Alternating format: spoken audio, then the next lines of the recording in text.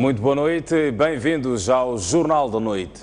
Joaquim Veríssimo disse no final dos trabalhos que, até o momento, relativos à equipa governamental que investiga algumas irregularidades em Tete, disse que, portanto, até este momento, tudo aponta que a presença das forças governamentais reforçou o clima de segurança entre a população e que tudo aponta que a Renamo é que está a cometer atrocidades em Nkondeze e Tsangano, na província de Tete.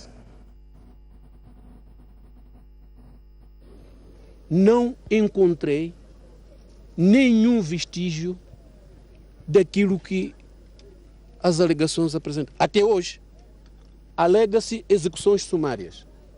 O que nós vimos é de que o desaparecimento dos líderes comunitários foi originado por eles. Pela Renamo. Há informações claras pela Renamo. O medo semeado aqui que existe foi um medo criado pela Renamo. Falaram de 1 de março. E nós sabemos o que significa 1 de março. E isto criou realmente um certo problema. Os abusos sexuais, não registramos nenhum caso em que alguém tenha dito que senhora tal, de nome tal, não sei o que, tenha sido realmente abusada sexualmente. Maus tratos. Não recebemos nenhum depoimento neste sentido. Que dissesse que alguém foi maltratado pelas forças de defesa e segurança. Aliás, as forças de defesa e segurança, como uma entidade, não tem este objetivo. Seria alguém X que está nas forças e que cometeu este crime. Nós esperamos ainda a colaboração daqueles que alegaram em nos fornecer mais dados em relação àquilo que alegam. Em relação, por exemplo, à questão de casas queimadas, celeiros e palhotas queimadas. Até aqui estamos à procura onde? E nós estamos aqui para exatamente fazermos todo o trabalho que nos leve a compreendermos melhor as alegações. Estamos a perguntar aqui se alguém conhece o local onde realmente foram queimadas as casas. E agradecíamos que nos indicasse para nós podermos realmente, antes do nosso regresso, podermos passar por lá. Então, nós contamos com a vossa colaboração. Contamos com a vossa colaboração. Podem nos dar mais subsídios em volta das alegações. A equipa governamental que investiga supostas irregularidades em Tete escalou o povoado de Nanculo, em Nkondeze, e Chiadema e Água Boa. Na interação que manteve com os líderes comunitários e a sociedade civil, foram denunciados raptos e assassinatos protagonizados pelos homens armados da Renamo. A equipa do governo desafiou as matas do distrito de Moatize para chegar ao povoado de Nanculo, onde há relatos de rapto de um líder comunitário e perseguição de cidadãos residentes neste local pelos homens armados da Renamo. No entanto, após a intervenção das forças governamentais, a situação tem de voltar à normalidade. Quem raptou o líder? Foram os homens armados, sim. E já voltou o líder ou não? O líder já voltou, neste momento já voltou. Então, quando houve este tipo de caramuça, para dizer que automaticamente a população na altura, ninguém aguentou por ver o seu líder ser raptado. Mas neste momento a população voltou? A população já está a voltar, e a razão, algumas pessoas estão a ver aí naquela moagem. A equipa visitou a residência do líder raptado e ninguém lá estava. Muitas das vezes, quando recebe visita, depois do regresso da visita, ele sofre. Então, provavelmente que ele, por ver nós a chegarmos, então pode se ausentar a família. Significa que saíram porque têm medo. Sim. Para depois, não sei o quê, porque depois serem retalhados. Não é? Sim. E depois de visitar o povoado de Nanculo, a equipa do governo reuniu-se com líderes comunitários, entre outras entidades aqui de Nkondeze, para perceber se de fato, o que é que de fato está a acontecer aqui neste povoado. Aqui, líderes de outras comunidades denunciaram que têm estado a ser perseguidos pelos homens da Renamo.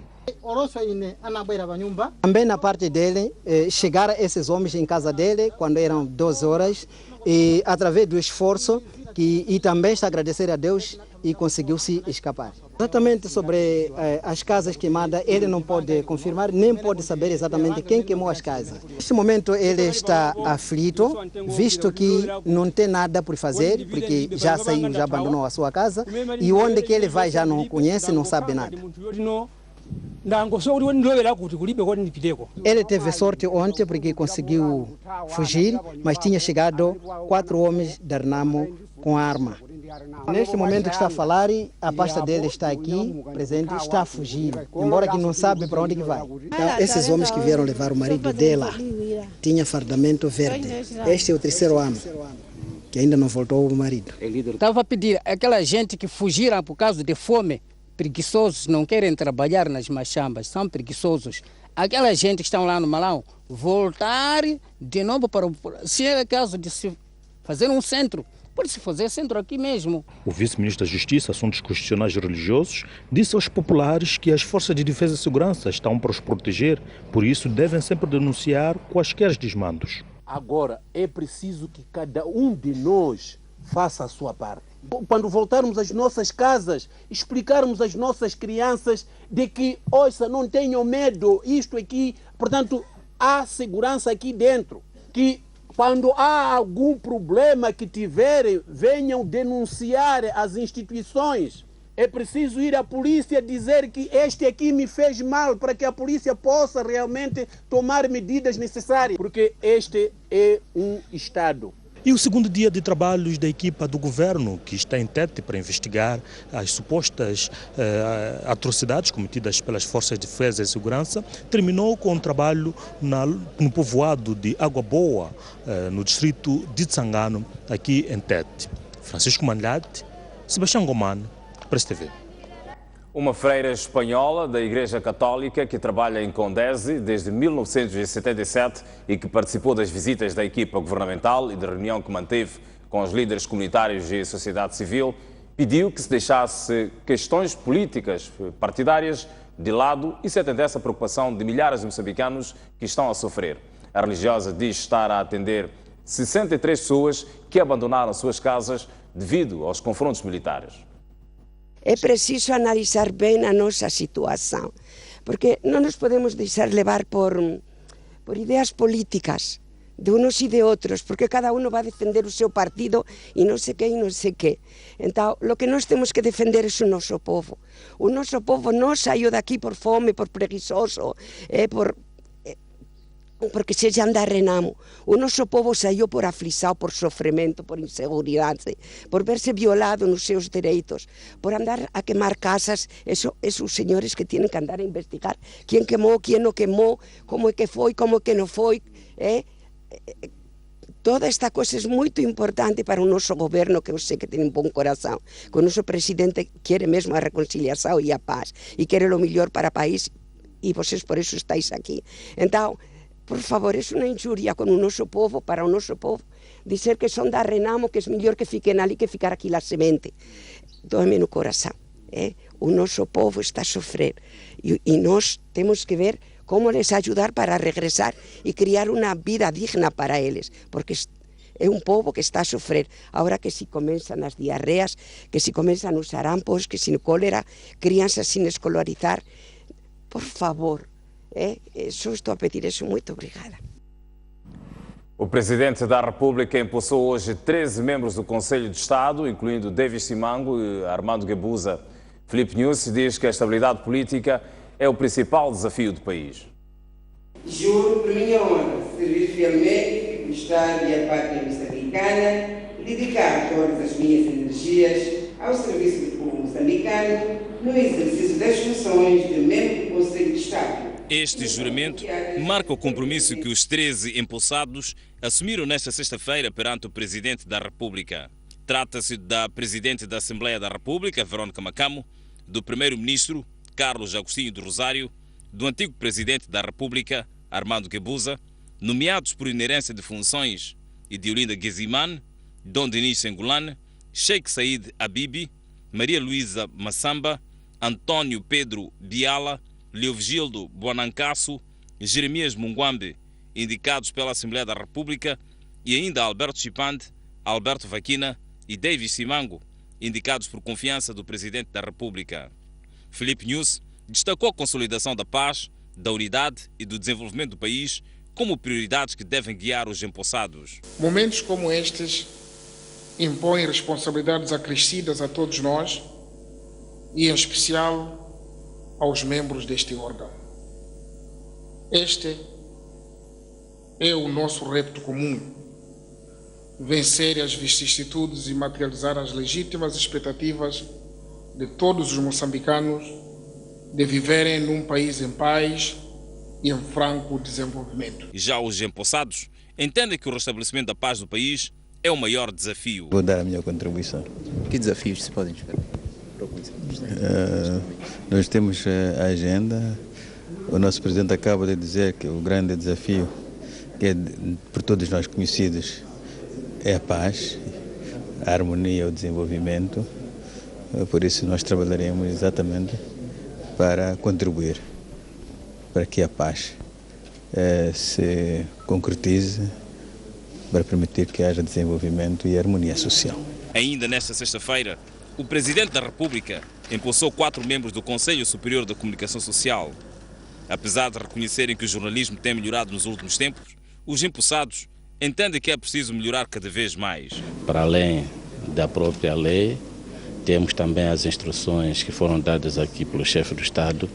A nossa tarefa será exatamente conciliar as duas coisas e ver se a cada passo que vamos andando melhora a situação da comunicação social. O Conselho Superior de Comunicação Social é um órgão de disciplina e de consulta que assegura a independência dos meios de comunicação social em Moçambique, com base na Lei de Imprensa Nacional.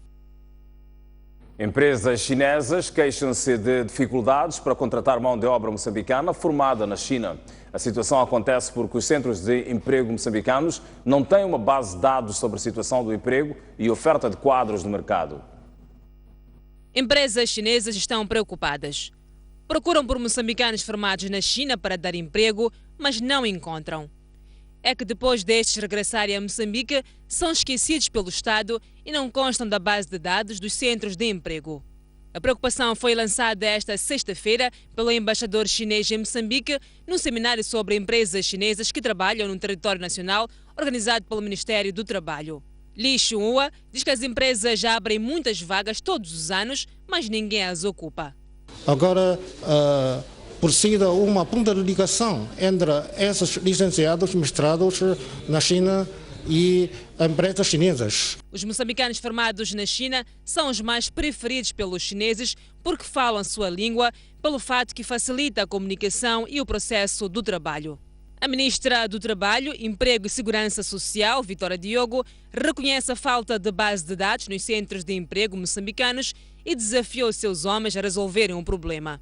Não fará sentido termos compatriotas nossos que foram sendo formados na China e em outros países regressarem e não terem empregos e termos novas empresas de capital chinês entrando que precisam de mão de obra e não têm mão de obra porque os nossos centros de emprego não são suficientemente agressivos no sentido positivo para terem toda a informação, para estarem em cima dos acontecimentos, para saírem das suas zonas de conforto e irem lá às empresas verificar que vagas existem e poder publicitar de uma forma cada vez mais criativa. O seminário desta sexta-feira tinha como objetivo divulgar a legislação moçambicana aos gestores de empresas chinesas. Na ocasião, Vitória Diogo fez saber que cerca de 1.200 trabalhadores estrangeiros foram expulsos do país no ano passado por diversas irregularidades. O economista Rajendra de Souza alerta que se o país não formar capital humano nacional a sério, corre o risco de sofrer uma segunda colonização, mas a custo zero. O economista falava ontem no lançamento da revista económica da antiga primeira-ministra Luísa Diogo. O economista foi o orador principal no lançamento da revista económica da ex-primeira-ministra Luísa Diogo. No seu estilo acadêmico característico, De Souza não poupou palavras para despertar aos presentes a necessidade do país formar quadros para controlar os recursos minerais. Caso contrário, o economista não vê outro fim senão o de um Moçambique recolonizado. O meu desafio agora para endogenizarmos a economia é termos coragem de pegar 20 mil, 30 mil, 50 mil, o que for, metermos no avião e deixarmos ir. Nem que se perca 10%. O país espera 4, 5 anos e tem massa crítica para pegar neste país belo, de facto rico, em tudo, menos no capital humano. Se nós não pegarmos no capital humano de forma séria, eu vou fechar dizendo que nós podemos ser recolonizados a custo zero. De Souza considera que o carvão de Tete perdeu o valor devido à queda do seu preço no mercado internacional. O economista alerta que o gás do Rovuma pode seguir o mesmo rumo se o país não agir rápido. Ou nós aparecemos no mercado a tempo e horas, ou então o nosso gás de Pemba vai ser para encher balões de aniversário. Nos outros debates eu chamei a atenção. Cuidado com o carvão. Por quando o preço baixar, o carvão transforma-se numa pedra. O que é o carvão do Moatize hoje? A revista econômica da antiga primeira-ministra foi lançada esta sexta-feira em Maputo. O presidente da República de Angola, José Eduardo dos Santos, anunciou que vai abandonar a vida política em 2018. Presidente de Angola desde 1979, José Eduardo dos Santos fez o anúncio durante uma reunião do Comitê Central do Movimento Popular de Libertação de Angola, MPLA, partido de que é presidente. O principal partido da oposição em Angola, a UNITA, desconfia do anúncio de José Eduardo dos Santos e diz que vai ver para crer. José Eduardo dos Santos integrou o MPLA aos 18 anos e substituiu na liderança do país Agostinho Neto. Moçambique e o Vietnã assinaram hoje um protocolo que reforça a cooperação bilateral no setor da educação. O protocolo assinado no primeiro dia de visita o protocolo foi assinado no primeiro dia de visita do presidente vietnamita a Moçambique.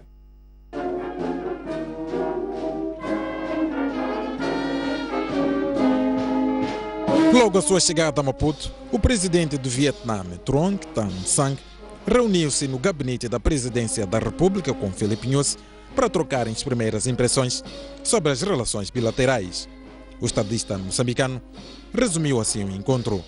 Foi muito pouco tempo, mas bastante produtivo.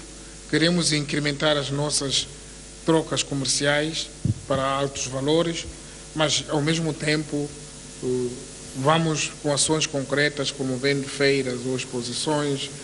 Vamos também retomar as sessões das cimeras bilaterais que têm que acontecer, porque esses vão aproximando mais a nós e o nosso papel de facilitador para o desenvolvimento econômico. Portanto, consideramos a visita muito produtiva, muito oportuna e estamos todos os países engajados para o desenvolvimento dos nossos dois países.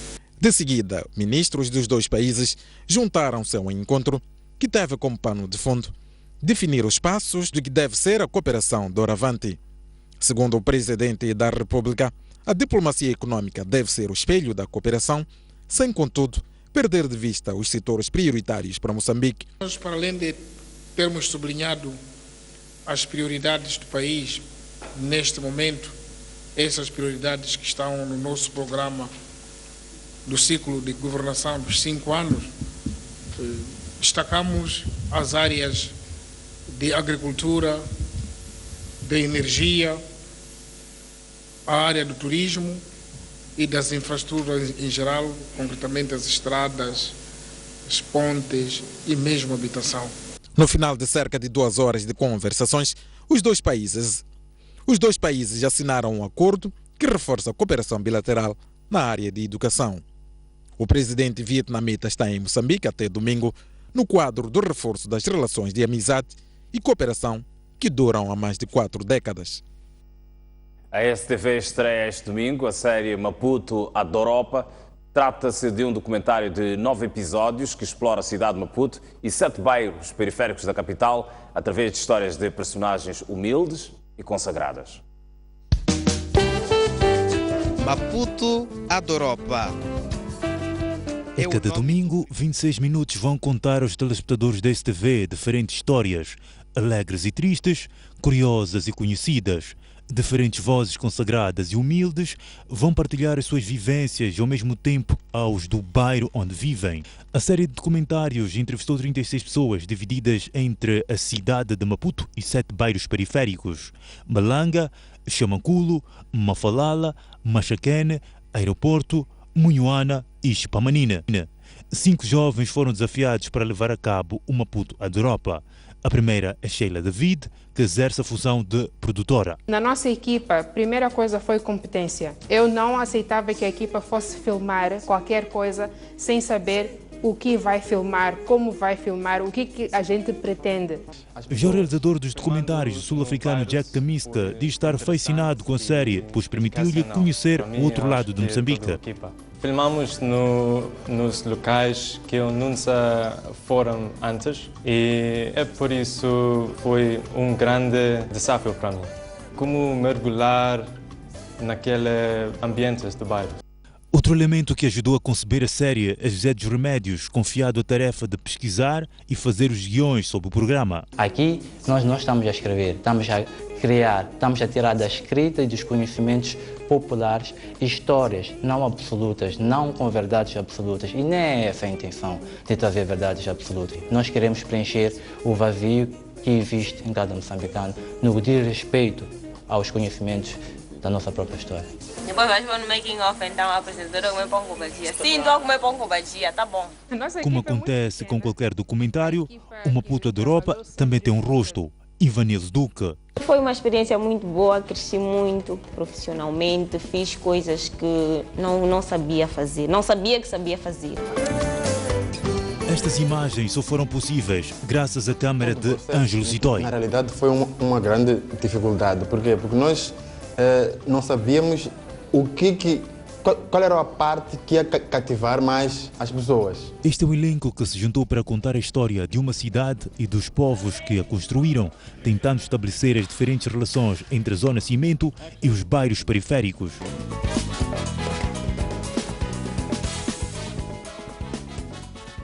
A estreia está marcada para o domingo, dia 13. Enquanto isso, nós vamos para um curtíssimo intervalo e voltamos já a seguir.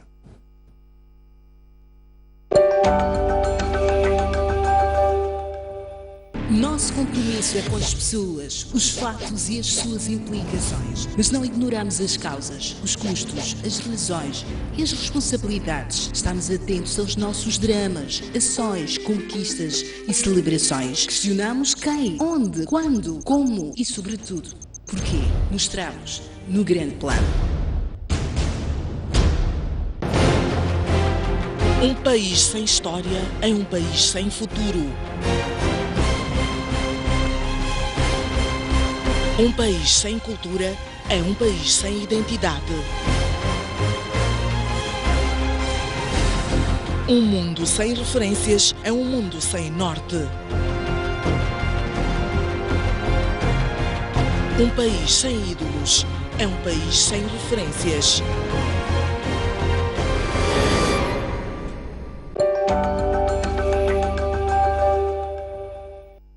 Voltamos e avançamos com a informação no Jornal da Noite. A Polícia Municipal da cidade de Maputo completa hoje 23 anos de existência.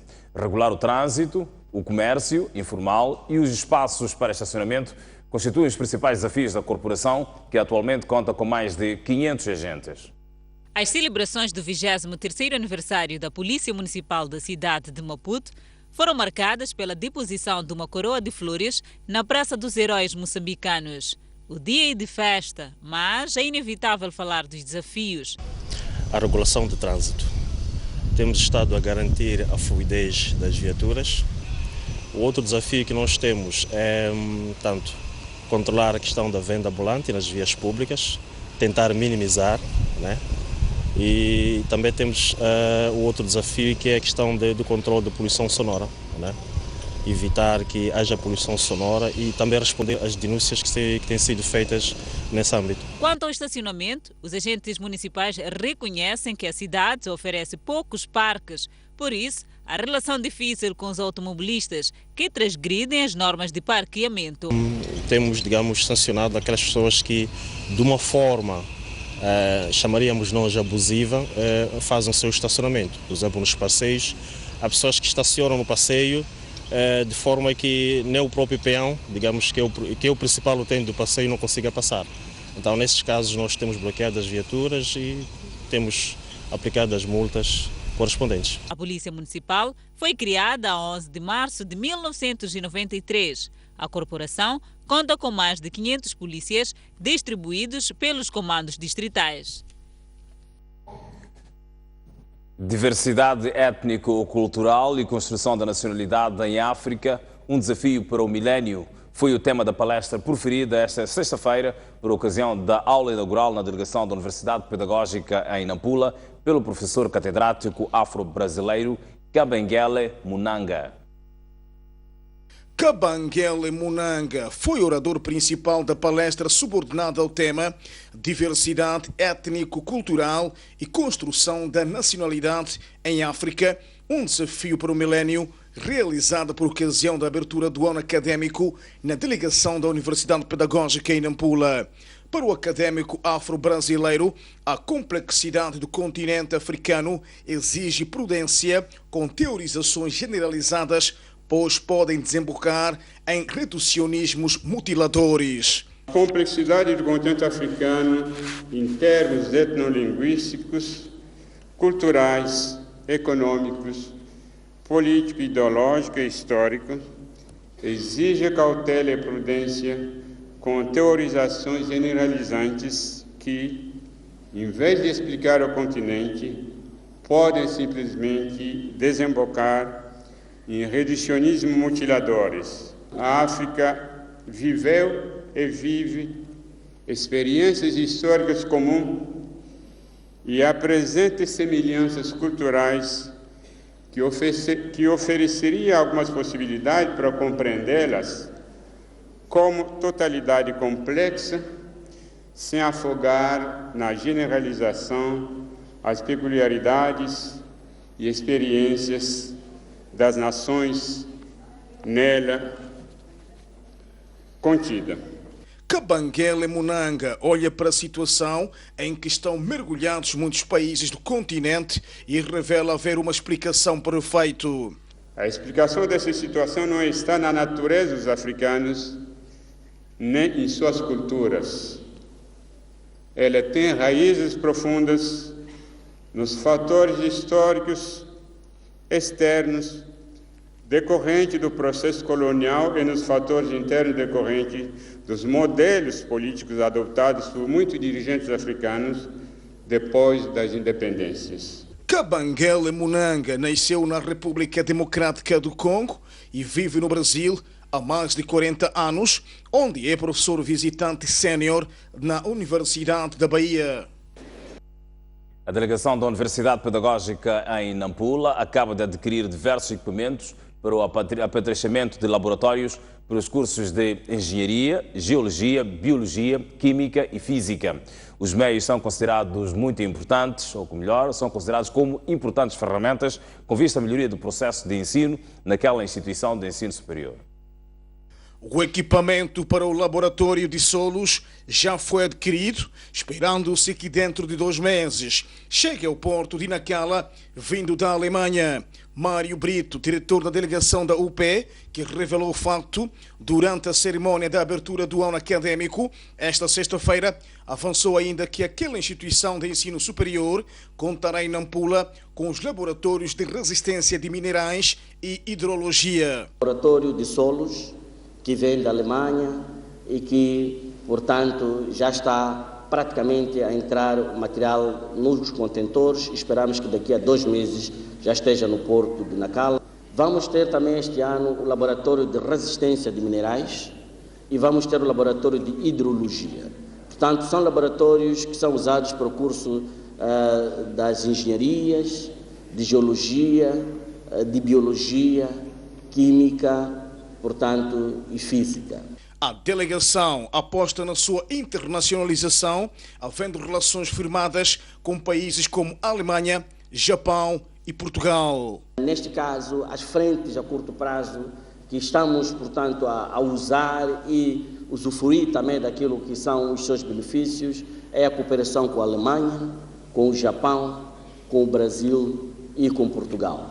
Neste preciso momento, nós temos 131 colegas docentes, portanto, daquele universo dos 314, que estão em formação do nível de mestrado e doutoramento, dos quais 40 estão a fazer o doutoramento e 91 estão a fazer o mestrado.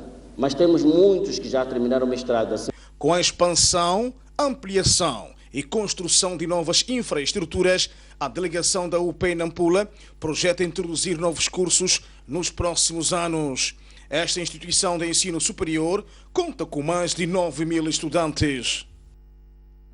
E agora, olhar para as notícias internacionais, o advogado de defesa do ex-presidente Luiz Inácio Lula da Silva considerou esta sexta-feira que os procuradores do Estado de São Paulo, que pediram prisão preventiva do seu constituinte, pretendem calar o líder político. O responsável pela defesa de Lula da Silva, ex-presidente do Brasil, disse numa nota enviada à Luz em São Paulo que querem amordaçar um líder político para impedir a manifestação do seu pensamento e até mesmo o exercício de seus direitos. O advogado de defesa de Lula reagia depois de, na quinta-feira, 3 procuradores do Ministério Público de São Paulo anunciarem ter pedido a prisão preventiva do ex-presidente numa denúncia que apresentaram sobre crimes relacionados com a posse de um apartamento triplex no Guarujá, no litoral daquele estado brasileiro. Em conferência de imprensa, o procurador Cássio Concerino disse que o Ministério Público Estadual reuniu provas testemunhais e documentais que provam que o imóvel estava reservado para o ex-presidente. Lula foi acusado pelos promotores de ter praticado os crimes de lavagem de dinheiro e falsidade ideológica, porque ele supostamente ocultou a propriedade do triplex. Para o advogado de defesa do ex-presidente, o pedido foi fundamentado em alegações que revelam uma tentativa de banalização do Instituto da Prisão Preventiva, uma vez que Lula jamais se colocou contra as investigações. Esta não é a primeira suspeita de crime que relaciona a propriedade do apartamento de luxo no litoral paulista com Lula. O imóvel também está a ser investigado no âmbito da Operação Lava Jato, que apura denúncias de corrupção na petrolífera brasileira Petrobras. A Suécia reclama uma medida mais justa no acolhimento aos refugiados que chegam à Europa, mas garante que as restrições à entrada serão, ou melhor, são uma medida temporária.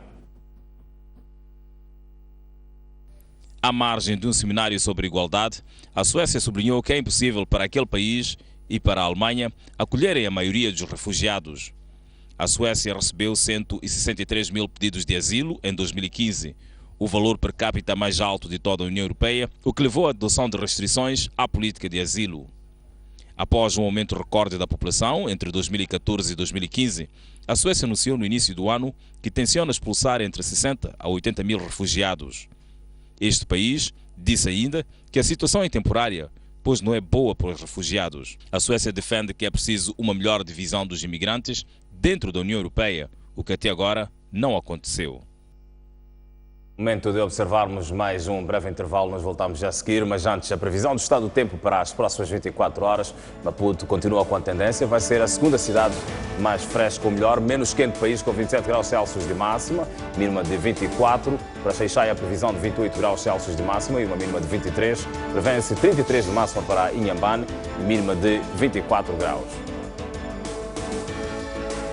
Para a cidade da Beira, a previsão de 32 de máxima, mínima de 25 graus. Para Chimoio, 30 de máxima, mínima de 22. Para Quelimane, prevê-se 35 graus Celsius de máxima, mínima de 25. E para Tete, 39 de máxima, mínima de 26 graus. Nampula, com 32 graus Celsius de máxima previstos para amanhã e uma mínima de 24 graus. Prevê-se 33 de máxima para a Pemba e 25 de mínima. Lixinga vai ser a cidade mais fresca do país, com 26 de máxima e uma mínima de 17 graus.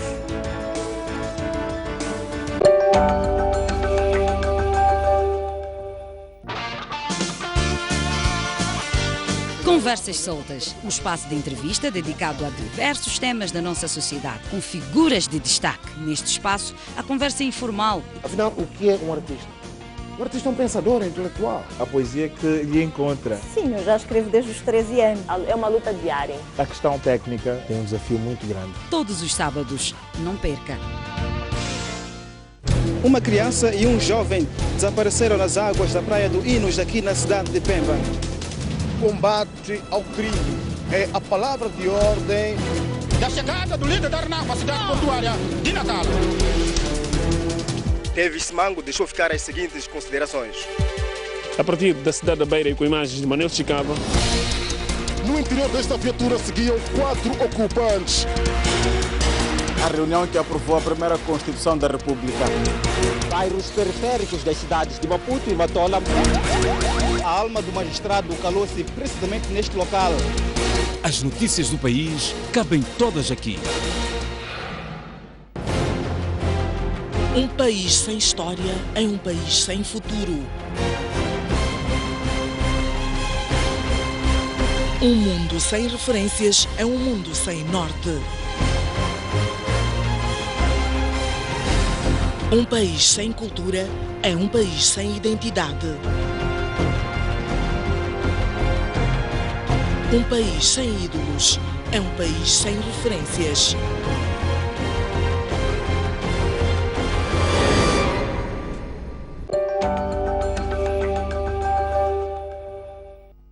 Olhamos agora para o desporto e para o lançamento do Moçambola 2016. O Campeonato Nacional de Futebol, na sua versão 2016, inicia este fim de semana com a realização de 7 partidas inseridas na primeira jornada. A cerimónia de abertura acontece sábado em Songo, mas o derby da jornada joga-se em Maputo no domingo entre o Machacane e o Desportivo de Maputo. O Moçambola 2016 inicia este sábado na Vila do Songo, onde vai acontecer a cerimónia de abertura a antecipar o jogo entre a União Desportiva de Songo e o Desportivo de Nacala. Duas equipas que se encontram pela terceira vez consecutiva na primeira jornada de um Moçambola. Na época passada, em Nacala, o Desportivo venceu por 1-0, mesmo resultado com que perdeu há 2 anos em Songo. Já no domingo, mais 4 jogos. No Estado Nacional do Zimpeto, o derby entre vizinhos e eternos rivais do futebol moçambicano, o Machacane e o Desportivo de Maputo.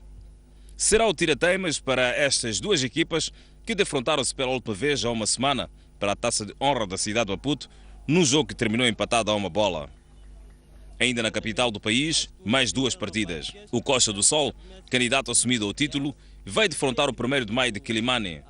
A turma de Quelimane perdeu os 2 jogos da época passada com o mesmo adversário deste domingo, 2-1 na primeira volta e 2-0 na segunda. Já o Estrela Vermelha de Maputo, que regressa à fina flor do futebol nacional, vai receber o ENH de Vilanculo, equipa que na época passada terminou Moçambola na 10ª posição. No caldeirão do Chiveve, o Ferroviário da Beira apadrinha a estreia do Desportivo do Niassa na prova Moro do futebol moçambicano. Os Locomotivas da Beira são crónicos candidatos a lugares cimeiros e, quiçá, a luta pelo título. Mas os alvinegros de Lixinga terão uma palavra a dizer. Em Nampula, teremos 2 jogos. Na capital, o Ferroviário de Nampula terá pela frente o Chibuto Futebol Clube. Os Locomotivas da capital do Norte venceram um jogo e empataram outro na época passada, diante dos Guerreiros de Gaza. Em Nacala, o Ferroviário local vai medir forças com o regressado Xingal de Tete, apostado em lutar pela manutenção. O Ferroviário de Maputo e a Liga Desportiva de Maputo viram adiados seus jogos desta jornada inaugural de Moçambola devido à sua participação nas Afrotaças. A Liga Desportiva joga este sábado em Luanda com a Sagrada Esperança para a Taça CAF e o campeão nacional joga em Kinshasa diante do AS Vita Club para a Liga dos Campeões. E como só ia dizer, a festa vai começar. O Desportivo de Nacala promete surpresas no jogo com a União Desportiva, que marca o regresso das emoções do Campeonato Nacional de Futebol Moçambola 2016, projetado para amanhã sábado, na Vila do Songo. O Desportivo de Nacala, que acaba de receber um reforço de peso, o burundês Adebayor, que no ano passado envergou a camisola dos Guerreiros de Gaza ao clube de Chibuto, promete surpresas na partida inaugural do Campeonato Nacional de Futebol a realizar-se este sábado na Vila do Songo, diante da União Desportiva Local, que marca a abertura da maior prova de futebol nacional. Esta pretensão foi anunciada pelo técnico dos Canarinhos de Nacala, que preparam com todas as cautelas o embate deste sábado no Songo, que marca o regresso das emoções da maior festa do futebol nacional, envolvendo as 16 melhores equipas do país que, ao longo das 30 jornadas, vão lutar pela conquista do Canecão. Um desportivo que vai procurar fazer com que o adversário ceda, não é? Vamos procurar fazer com que o adversário ceda, com todo o respeito, não é? Sabemos que não há de ser fácil, vai ser difícil, não há dúvida, mas dentro dessa dificuldade temos que atingir aquilo que é o nosso objetivo, que é o nosso anseio, que é fazer com que a equipe tenha lá um rendimento à altura de poder trazer para casa 3 pontos e no mínimo 1 ponto. Não vai facilitar o desportivo? Se facilitássemos, eu logo a priori diria que era melhor eu não ser mais treinador desportivo de Nagala, ficava em casa, assistir pela televisão. Como membro da equipe e o responsável, assumo que não posso facilitar e nem devo facilitar. É um perfil forte meu esse, nunca facilitar, seja lá quem for. Nem que fosse a jogar com um irmão, não facilitaria. Vamos jogar para ganhar. Os jogadores disseram por seu turno que querem iniciar da melhor forma a luta pela manutenção na principal prova de futebol nacional, vencendo este sábado a União Desportiva do Songo no seu reduto. Primeiro jogo de Nacala seria a vantagem, ganhar o jogo. Está preparado? Estou muito preparado. Treinaram muito, vamos ganhar o jogo. O grupo de trabalho está bem, a moral está em cima, todos estão treinados bem, não temos nenhum lesionado, um e outro, mas todos estão a correr bem, de saúde, numa boa forma. Okay. Exatamente. Jogo de sábado. Vamos lá para conseguir os primeiros pontos, vamos lá com cara, firmeza, para ver se conseguimos um bom resultado. Lembra-se que no ano passado o Desportivo de Nacala terminou o Campeonato Nacional na 13ª posição na tabela classificativa com um total de 27 pontos, mas mesmo assim conseguiu manter-se no Moçambola pela força do alargamento do número de equipas participantes na prova de 14 para 16 conjuntos. O Moçambola arranca amanhã, que vença o melhor. Está pautada a informação, despedimos-nos. Está marcado um novo encontro amanhã, à mesma hora. Até lá, desejamos a continuação de uma boa sexta-feira, um bom final de semana. E atenção, se bebe, não conduz. Se conduz, não bebe.